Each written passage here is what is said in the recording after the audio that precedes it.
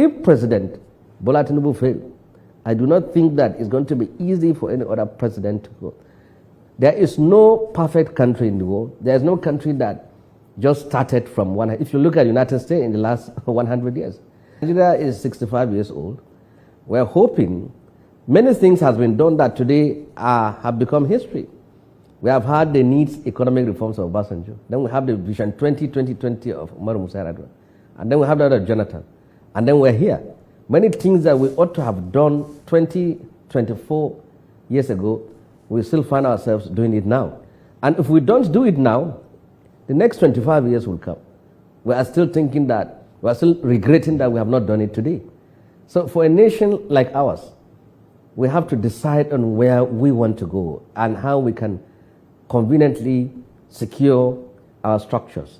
Nations fail when they don't predict and work on the future. And I believe that the constitution of this country is very important.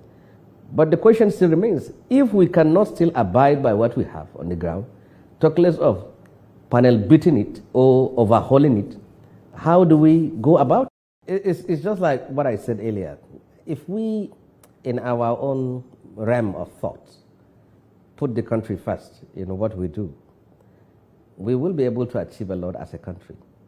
But our politics is so divisive, toxic, and hostile to the point that the person who is not in government is being seen to be an enemy, and the one who is being in government also is being seen to be an enemy by those who are out of government.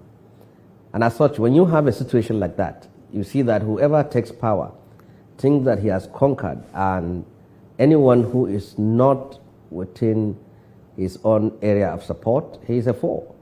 And for many people too, when they lose election, the next thing they do is to fight, to see how they can continue to fight the government.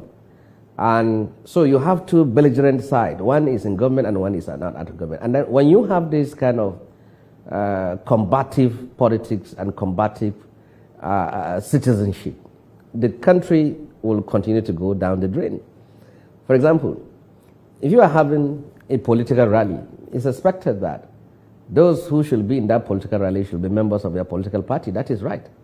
But if you are having an independence celebration, those who should be there should be people from all political background. But since 1999 to date, each time we are celebrating independence, you see that it's the government that is celebrating it, and the other side is simply pushed out. Now, someone made an observation that I think it's Senator Ojo Zakalu, that he said that there should be 6 years single tenure. Now, that comes with a lot of issues in the fact that, on one side, some people think that if we have 6 years single tenure, now there will be enough time for governance. Now, what do we have in the present situation here is 4 non-consecutive terms. The only time we don't talk of the next election is the first year in government. From 2003, the only time you don't hear much about 2027 was 2023.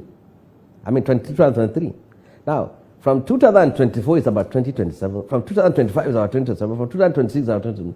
So, politics almost starts after election. Now, where you have almost 80% of that 4 year is being used for campaign for the next election, there's virtually no time for governance, and this is the situation which we are having again. And where you have an executive that is thinking of the next election, so many things and a lot of energy is dissipated on the next election that is coming. So Ojo Zakalu has his point, but if you banded that to the National Assembly today, there will be a lot of suspicion. Probably it's an attempt to extend the tenure of the president. Probably it's something to do this, to do that, and now it goes that way. Now, it is incumbent on the president of Nigeria, President Bola Ahmed Tinubu, to know that he has a historic opportunity as a leader to reset, reconfigure, and reshape the destiny and future of this country. And to do that, he should not mind the fallout as far as he is concerned, because at the end of the day, he should think of what becomes of our nation in the next 20 to 30 years. Most of the people who are holding position of power today in this country are in their late 50s, 60s, and 70s. So expectedly, you are sure that in the year 2040 something, most of them will be dead. So what becomes of the millennials? What becomes of the Gen Z? What becomes of the future of this country when they're in power? The next century will be the next 75 years, which is 2100. And I don't think anybody watching this television will be there at that very time. So what you can do is you do it at your own time when you have the opportunity to do it.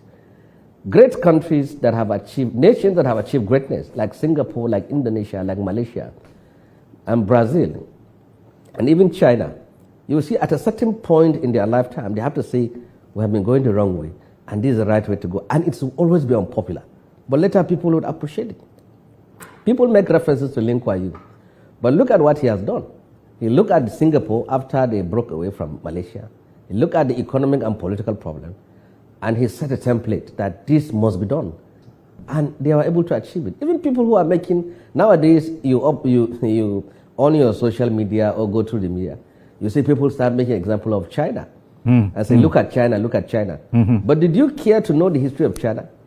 China fought, the Communist Party and the National Party of Chiang Kai-shek fought a civil war. And then they fought Japanese imperialism.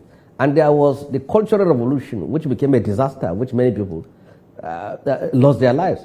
And then Deng Xiaoping came in the late 70s and early 80s. He implemented reform that was very unpopular.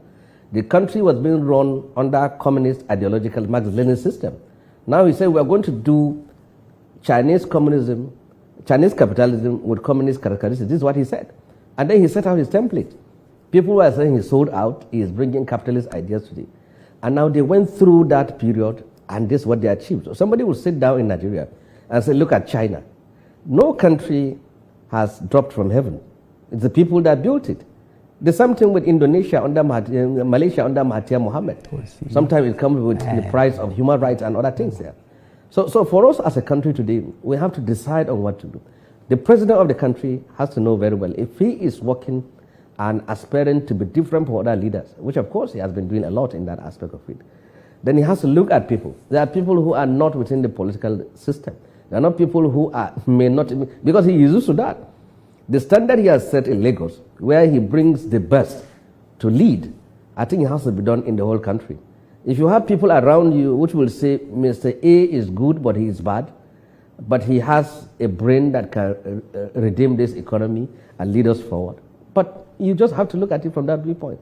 If you have like someone who can do a lot in technology, someone who can work in science, but the person has a different political view than you have to look at what he has to offer as far as the country is concerned. And then we move forward this way.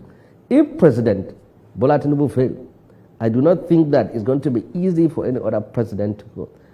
There is no perfect country in the world. There is no country that just started from one. If you look at the United States in the last 100 years, it's not different from where we are today.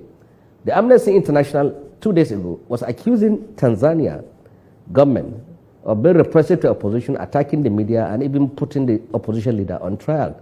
Now look at the No Kings protesters in the United States. They are almost saying the same thing against Trump and the US government. So even the country that has been under democracy for over 2 centuries, they still have challenges.